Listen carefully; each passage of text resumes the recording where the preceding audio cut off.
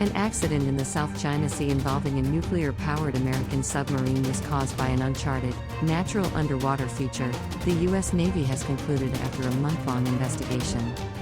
In a statement issued late Monday, the U.S. 7th Fleet said its investigation into the October 2 collision determined that the USS Connecticut grounded on an uncharted seamount while operating in international waters in the Indo-Pacific region.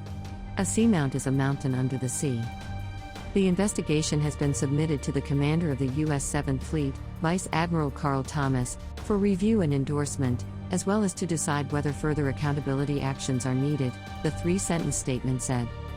The U.S. military initially reported, 5 days after the collision, that the submarine struck an unknown object while operating in the South China Sea. 11 sailors were reportedly hurt, but none with life-threatening injuries. The sub is undergoing repairs at the Guam Naval Base. China, which accused the U.S. Navy of covering up the incident, on Tuesday called for the U.S. to explain in detail what happened. Foreign Ministry spokesperson Wang Wenbin said the U.S. side had not clarified the intended navigation of the sub, whether the incident happened in the waters of another country or whether it caused nuclear leakage or damage to the marine environment. This fully exposes the opacity and irresponsibility of the U.S. side, Wang was quoted as saying by state-run Xinhua news agency. The U.S. has denied any cover-up. Alexander Neal, a defense and security consultant based in Singapore, told RFA that, in his opinion, the explanation seemed genuine.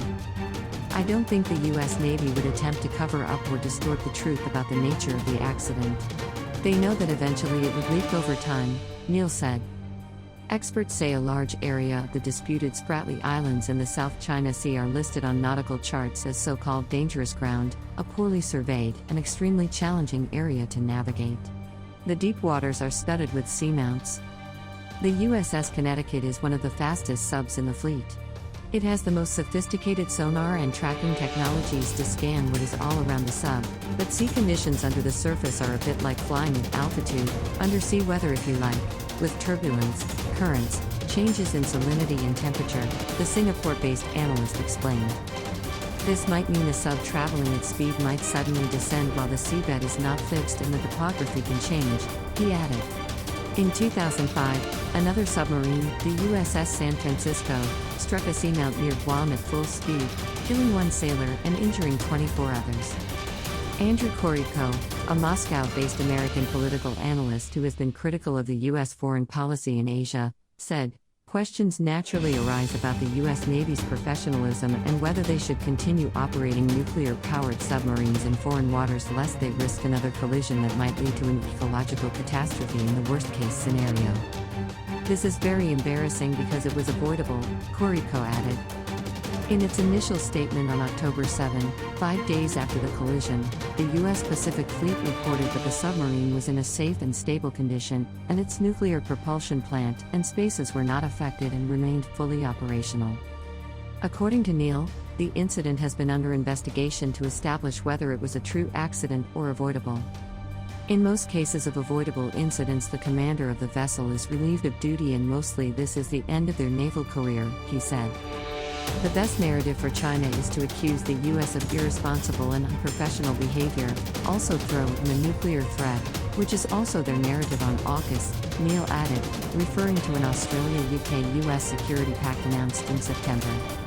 China has been strongly critical of AUKUS, which would help Australia develop nuclear submarines and is seen as a pushback against China's growing military presence in the Indo-Pacific. The South China Sea has become a flashpoint of tensions between the U.S. and China and a potential conflict zone between the two powers. Observers say Beijing has been expanding its underwater warfare capabilities, including a submarine fleet that is currently inferior to the U.S. but developing rapidly. The U.S. Defense Department's latest report on Chinese military power, published in September 2020, said that China puts high priority on submarine development.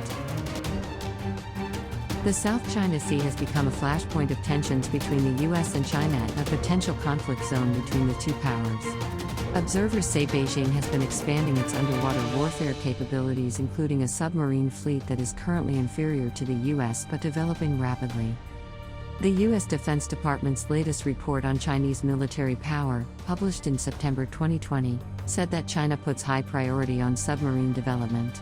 The report said the Chinese Navy will likely maintain between 65 and 70 submarines through the 2020s, replacing older units with more capable units on a near one-to-one basis. Currently, China operates 4 nuclear-powered ballistic missile submarines, 6 nuclear-powered attack submarines, and 50 diesel-powered attack submarines, according to the report. The U.S. Navy reportedly has around 70 submarines, all nuclear-powered.